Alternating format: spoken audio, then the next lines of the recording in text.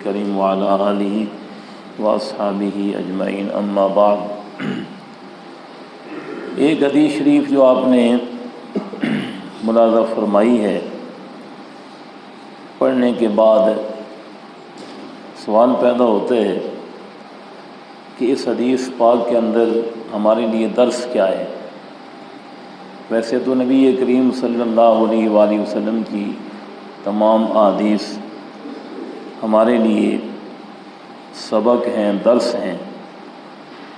جو حدیث مبارک ہم نے وائٹ بورڈ پہ پڑھی ہے کہ ایک بندے مومن کو اللہ تعالیٰ کی بارگاہ میں قیامت کے دن لایا جائے گا، اس کے جو اعمال کے دفتر ہیں 99 دفتر، یعنی تمام کے تمام اعمال کے دفتر وہ اس کے سامنے پھیلا دیے جائیں گے،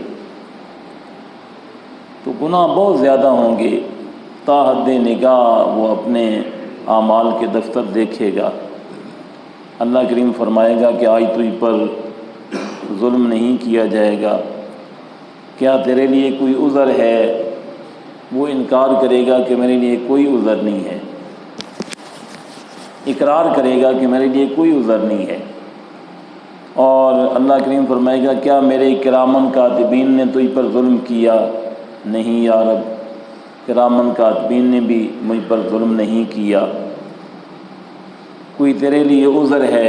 عرض کرے گا حضور اللہ کریم کی بارگاہ میں کہ میرے لیے عذر بھی کوئی نہیں ہے۔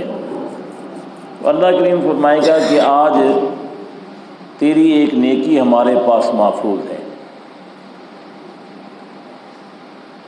اور ایک پرچہ چھوٹا سا کاغذ کا ٹکڑا وہ ظاہر کیا جائے گا اور اسے دیا جائے گا کہ جا اس کا میزان پہ وزن کروا۔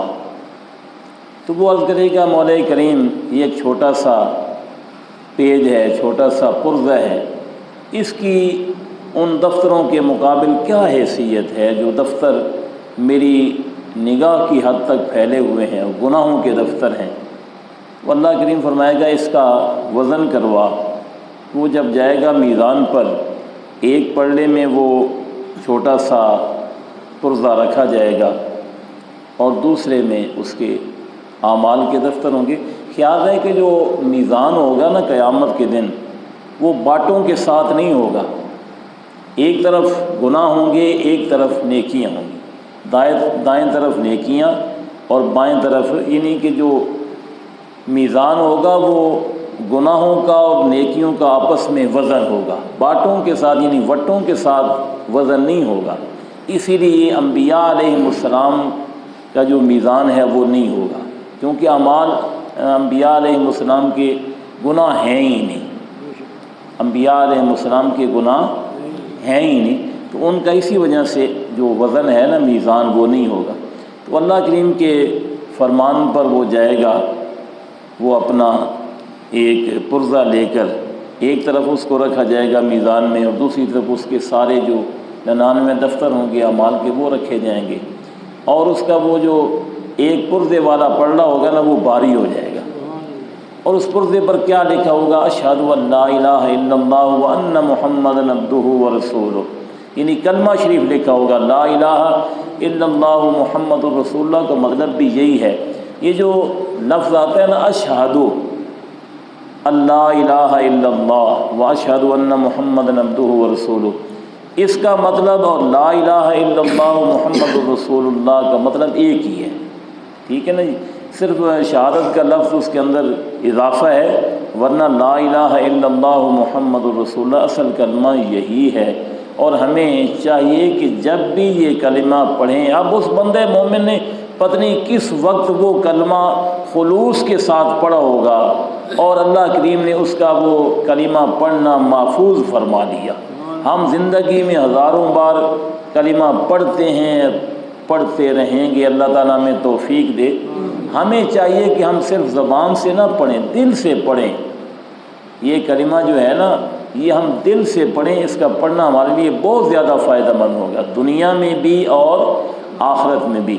بڑی برکت ہے کہ ہم نماز کے بعد جیسے ہی بائیں طرف سلام پھیرتے ہیں 3 مرتبہ ہم درمیانی آواز کے ساتھ کلمہ شریف پڑھتے ہیں، یا اگر کوئی اونچی آواز میں نہیں بھی پڑھتا تو اس کی اپنی مرضی ہے، اس کو دل میں پڑھ لینا چاہیے۔ حضرت سلطان العارفین فرماتے ہیں، سلطان باؤ رحمۃ اللہ علیہ، کہ کلمہ شریف نماز کے بعد 3 مرتبہ پڑھنا جو ہے یہ اس بات کی ضمانت ہے کہ اللہ تعالیٰ اس بندے کی نماز کو قبول فرما لے گا۔ آپ کی کتاب ہے شمس العارفین، اس کے اندر آپ نے لکھا ہے۔ تو یعنی آج کے درس کا جو خلاصہ ہے وہ یہی ہے کہ ہم جب بھی زندگی کے اندر کلمہ شریف پڑھیں، لا الہ الا اللہ محمد رسول اللہ، یا اشہد ان لا الہ الا اللہ و اشہد ان محمد عبدہ و رسولہ، دل سے پڑھیں، دل کی گہرائیوں سے پڑھیں۔ ایک زندگی میں ایک مرتبہ کا کلمہ شریف پڑھنا بھی ہمارے لیے کیا ہوگا؟ نجات کا جو ہے وہ ضامن بن جائے گا۔ اللہ تعالی ہمیں اس حدیث مبارک پر عمل پیرا ہونے کی توفیق عطا فرمائے، اور ہمیں دل و جان سے کلمہ شریف لا الہ الا اللہ محمد رسول اللہ کہ اللہ کے سوا کوئی عبادت کے لائق نہیں، محمد اللہ کے رسول ہیں، یہ پڑھنے کی توفیق عطا فرمائے۔ اور یہ بھی دعا فرمایا کریں کہ اللہ تعالیٰ یہ کلمہ شریف جو ہے وقت موت، آخری وقت ہماری زبانوں پر جاری فرما دے، کیونکہ نبی کریم علیہ الصلوۃ والسلام نے فرمایا من کان آخر کلامی لا الہ الا اللہ محمد رسول اللہ دخل الجنہ، جس کا آخری کلمہ ہوگا نا، یعنی آخری وقت جو پڑھے گا لا الہ الا اللہ محمد رسول اللہ، وہ جنت میں داخل ہو جائے گا، یعنی کہ اس کے لیے جنت میں داخل ہونے سے کوئی رکاوٹ نہیں ہوگی۔ تو یہ کلمہ تو اتنا بابرکت ہے کہ ایک ساری عمر، یعنی 60 سال کی عمر ہے یا 70 سال کی عمر ہے، کفر کرنے والا ہے، شرک کرنے والا ہے، وہ دل و جان سے پڑھ لیتا ہے لا الہ الا اللہ محمد رسول اللہ، تو وہ حلقہ اسلام میں داخل ہو جاتا ہے، اور اللہ تعالیٰ اس کے پچھلے سارے گناہوں کو اس ایک مرتبہ کلمہ شریف پڑھنے کی برکت سے معاف فرما دیتا ہے۔ الاسلام یہدم ما کان قبلہ۔ ایک صحابی جنہوں نے اپنے ہاتھوں 70 اپنی بچیاں زندہ درگور کی تھیں، زندہ ان کو دفن کیا تھا جاہلیت کے زمانے میں، اس صحابی نے جب اسلام قبول کیا تو وہ اسلام قبول کرنے کے بعد نہ پریشان رہتے تھے۔ ان بچیوں کو زندہ درگور کرنے کی وجہ سے جب ان کو وہ منظر یاد آتا تھا کہ میری بچیاں چیختی رہتی تھیں، میں ان کو گڑھا کھود کے زندہ ہی دفن کر دیتا تھا، وہ منظر جب انہیں یاد آتا تھا وہ پریشان رہتے تھے اسلام قبول کرنے کے بعد۔ تو ایک دن نبی کریم علیہ الصلوۃ والسلام نے ان سے پوچھ لیا کہ اے میرے صحابی آپ کیوں پریشان رہتے ہیں؟ تو انہوں نے عرض کیا حضور مجھے وہ نا جاہلیت کی جو جہالت والی باتیں ہیں وہ یاد آتی ہیں کہ میرا کیا بنے گا، میں نے اتنی بچیوں کو اپنے ہاتھوں زندہ دفن کیا ہے، تو میرے ساتھ کیا معاملہ قیامت کے دن پیش آئے گا، اس وجہ سے میں پریشان رہتا ہوں۔ تو آپ نے فرمایا جو ہو گیا سو ہو گیا، الاسلام یہدم ما کان قبلہ، اسلام پہلے سارے گناہوں کو دھو دیتا ہے، اس لیے اللہ تعالیٰ نے ان سارے گناہوں کو معاف فرما دیا ہے، لہذا تجھے اس وجہ سے پریشان رہنے کی ضرورت نہیں ہے۔ اللہ تعالیٰ اس کلمہ کی برکت سے ساری زندگی کی خطاؤں کو اور ساری زندگی کی ظلمتوں کو معاف فرما دیتا ہے۔ تو ہمیں جب بھی کلمہ شریف پڑھنا چاہیے، جہاں پہ بھی پڑھنا چاہیے، دل و جان سے پڑھنا چاہیے، نہ کہ صرف زبان سے اقرار کرنا چاہیے، دل سے تصدیق بھی ہونی چاہیے۔ اقرار باللسان و تصدیق بالقلب، ایمان کی تعریف کیا ہے؟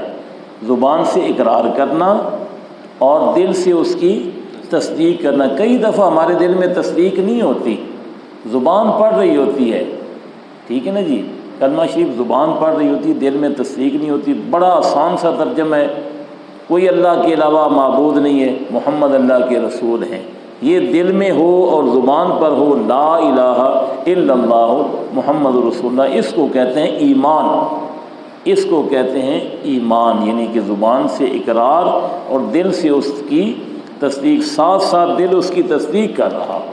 تو اس طریقے سے کلمہ پڑھنے کا بہت بڑا فائدہ ہے، دنیا میں بھی اور آخرت میں بھی، اور یقیناً قبر میں بھی فائدہ ہوگا۔